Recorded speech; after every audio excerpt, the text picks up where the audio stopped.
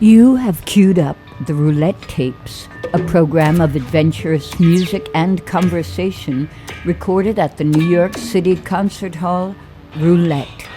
You can hear thousands of concert recordings from Roulette's past and present and find news of upcoming events celebrating innovation and imagination at roulette.org.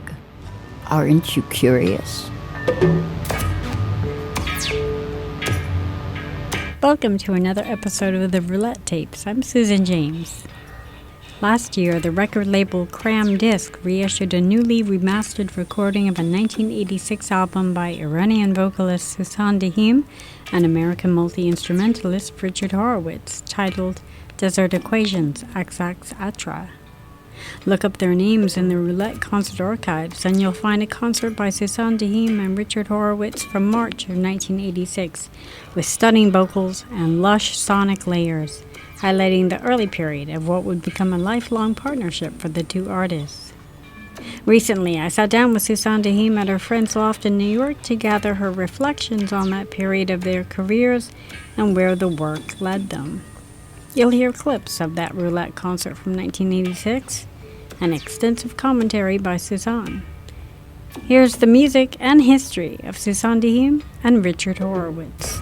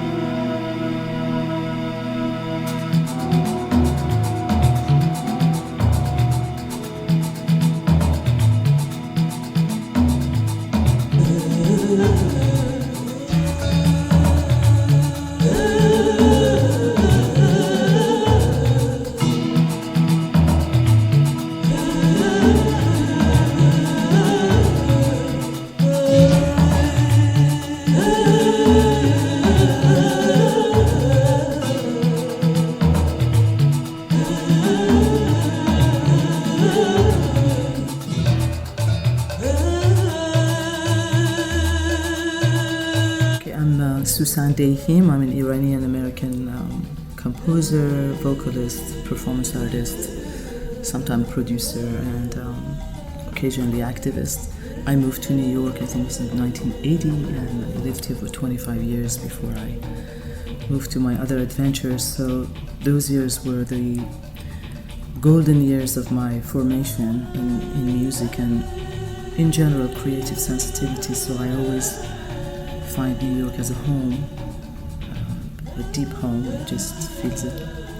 As an experimental artist, there are only few places where you feel like the boundaries are only defined by you and a group of people who understand the value of that. So I always come back to New York and expect to be understood in the way that it's not my expectation in any other place.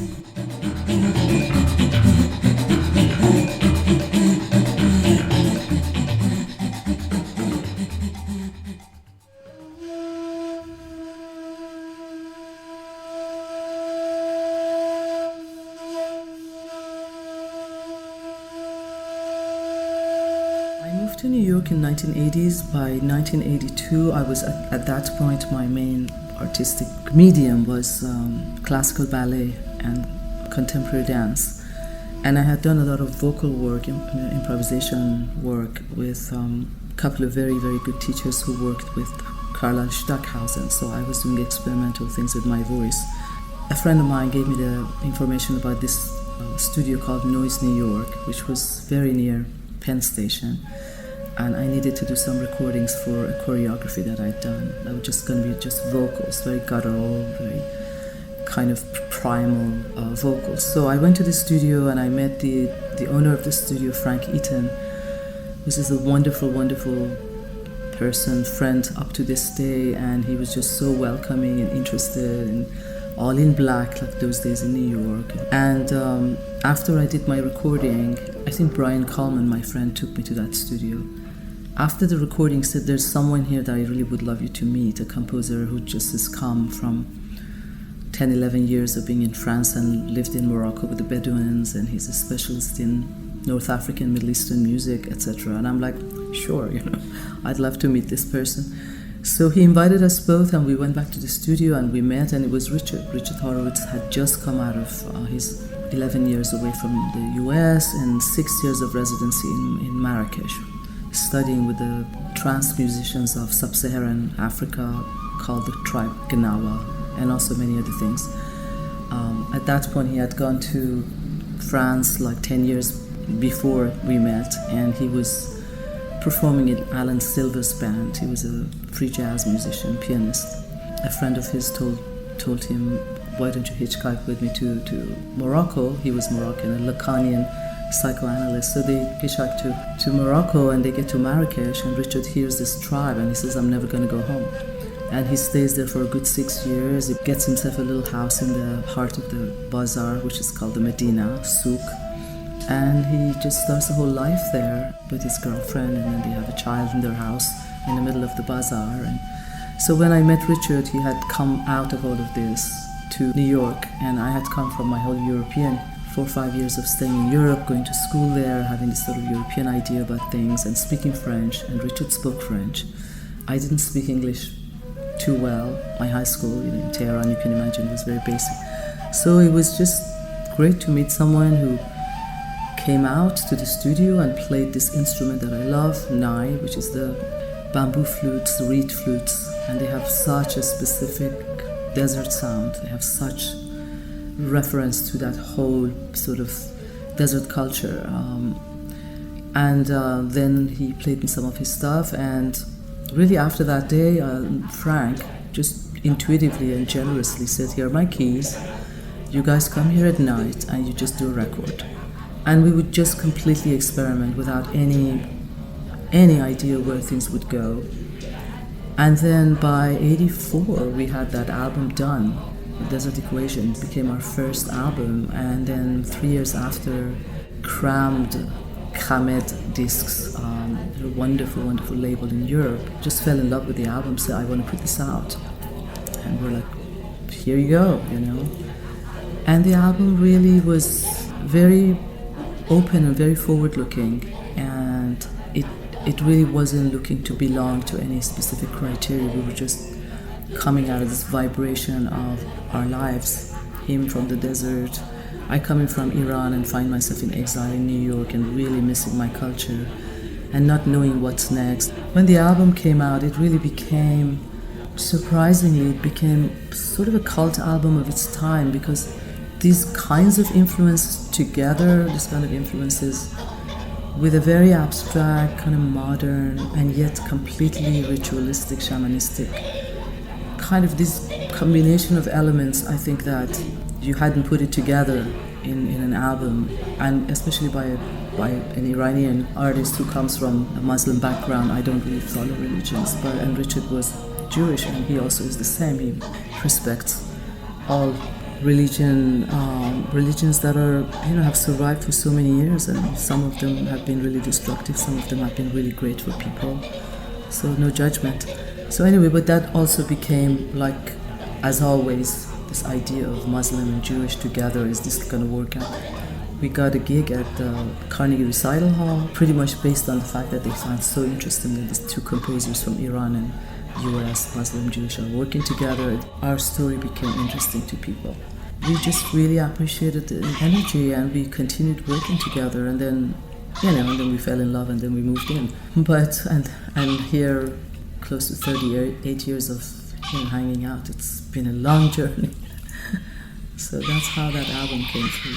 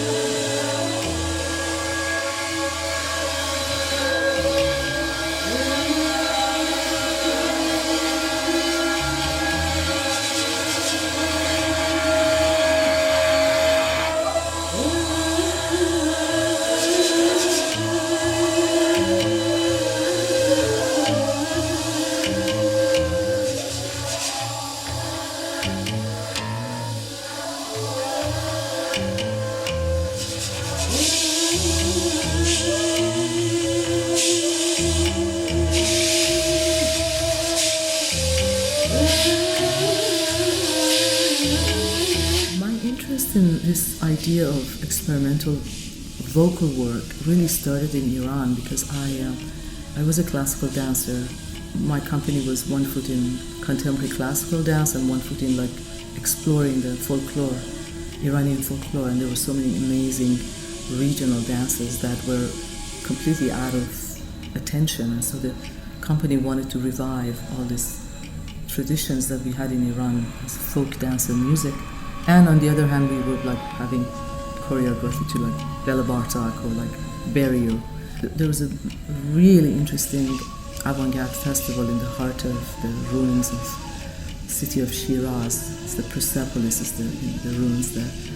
And this festival was really, really substantial and invited some of the most important avant-garde artists internationally with a great budget, with commissioning budget. And that would be like Bob Wilson, that would be Maurice Béjart, that would be Merce Cunningham, it would be the Living Theatre, it was like Tadeusz Kantor. But then you had Persian classical music, Indian Bharatanatyam and Kathakali, and African dance, then Kejak from Indonesia. So there was again this idea of deep roots, and Futurism was always like present in my life. And that festival became like the absolute core of what I'm doing even to this day. I love listening to everything else in between, but for me it's always like either the ritual or like Futurism. I'm not someone who concentrates so much on pop music or the stuff that is not intellectually belonging to either a ritual or to bridge making for the future. My stuff is always on one side or another, or sometimes combined.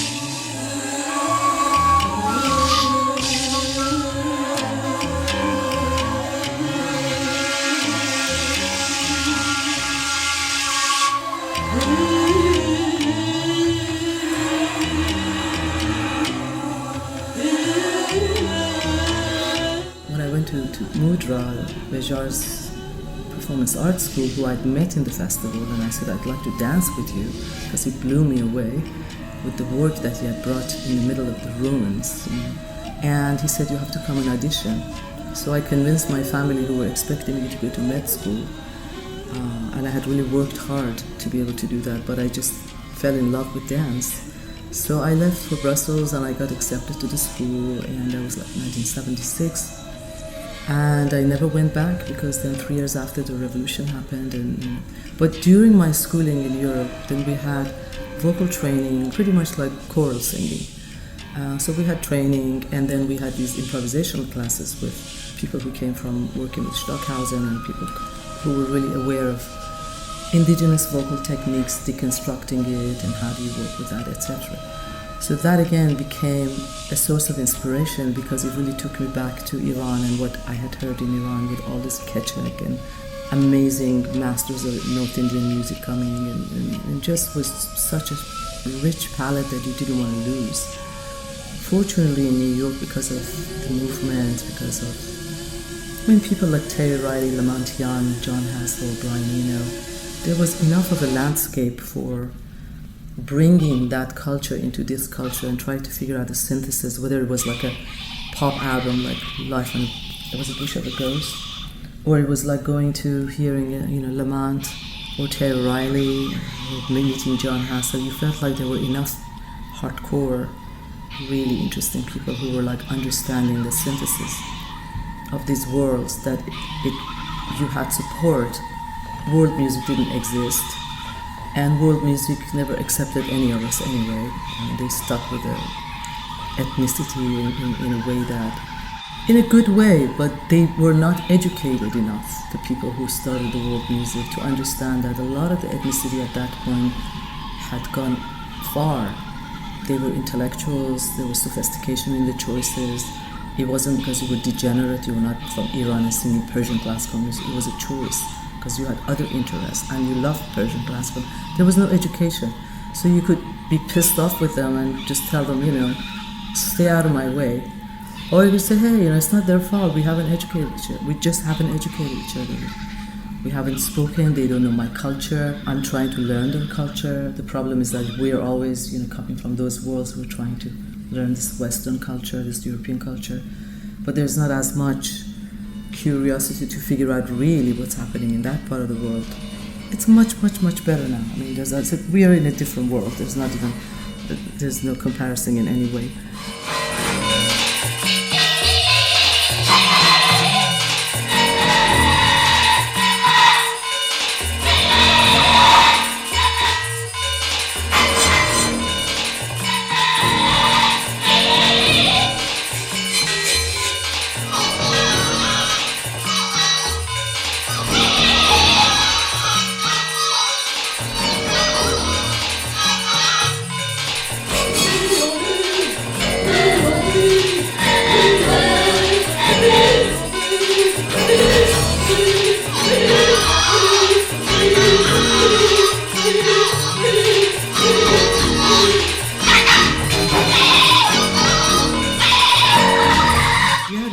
Work continued, and then I met also a lot of really cool New York friends those days. I don't know, we worked with Arto, Lindsay. I loved Arto as a friend and as a collaborator. We did a lot of noise and abstract vocal stuff. There was something with Christian Markley I think we did.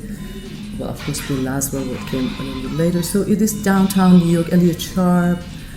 Downtown New York became a little bit of a home that people kind of supported you and invited you to their gigs, and you were all doing completely out stuff, belonged to no culture, which is like way abstract. And it just felt great. It felt great to just feel like you're in this landscape in which you're like hearing all kinds of soundscapes. And soundscapes those days were really part of the art world, not part of the commerce of music or music corporation, and the music industry had not died. So it was a place for everything, We worked with La Mama, who introduced our work, like 3 big multimedia pieces in those very early days, like 87 with Richard called As Exacto series. Then all the collaboration with Shirin and Neshat happened, which took off. The first piece we did, Turbulent, got the Venice Biennial Golden Lion, which completely launched Shirin's career, and in which I created this sort of Renaissance-looking but also Islamic woman who is sort of, it's a lamentation, but the lamentation is very deconstructed. It comes from screams and chants and things, and all the experimental stuff was given to this persona, and people just were blown away by the intensity of the emotion without any languages.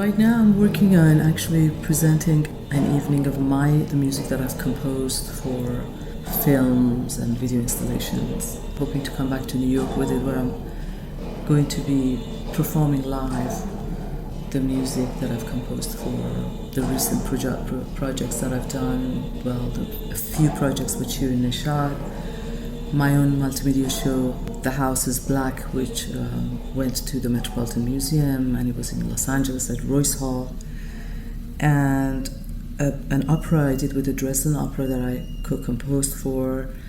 And so it's going to be the visuals from these materials, and then I'm performing it live on stage. So I'm hoping to bring that to New York soon and then do an international tour. And I'm working on a virtual choir piece with which I have to sing all the voices. So it's going to be 120 voices for each piece, up to 120. It could be a solo but it really needs to be expansive, because it's a combination of, of course, harmonic singing and all that, but also a lot of sample manipulation, and it's very futuristic, very shamanistic kind of choir piece that I want to do, and hopefully do an album with that. It's because my soundscape is really taking a long time to put together, and it just feels like you've heard many, many aspects of it, but to actually have an album in which you really stretch it out without any concern about any academia of any kind, whether it's European or Middle Eastern or any, it's not about academia, it's creating an academia. It's pushing things forward.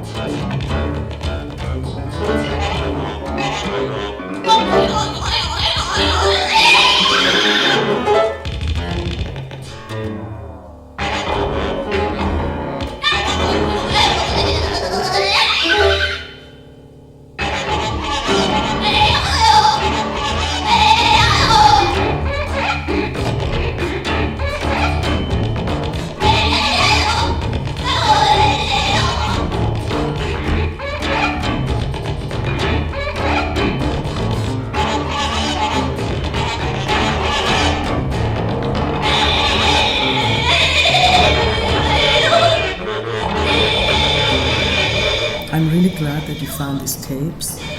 I'm really looking forward to another layer of deep listening. And I'm so glad that Roulette exists, and we're still doing really interesting, very, very interesting experimental work of people that we love, and you don't hear them everywhere else. So I'm glad that this organization has been able to survive and create all this good criteria of momentum for all these beautiful friends to come and play. And I hope that next time I come here I can catch a show there.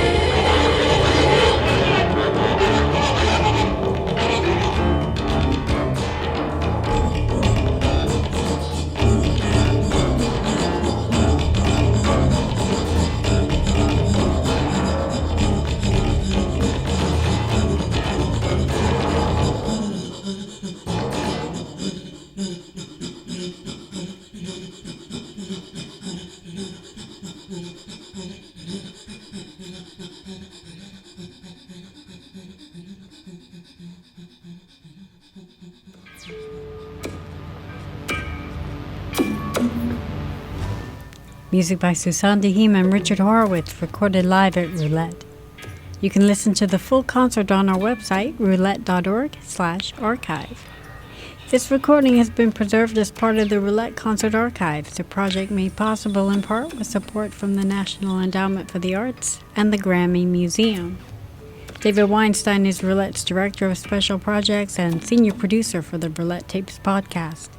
I'm Sussan James. Thanks for listening.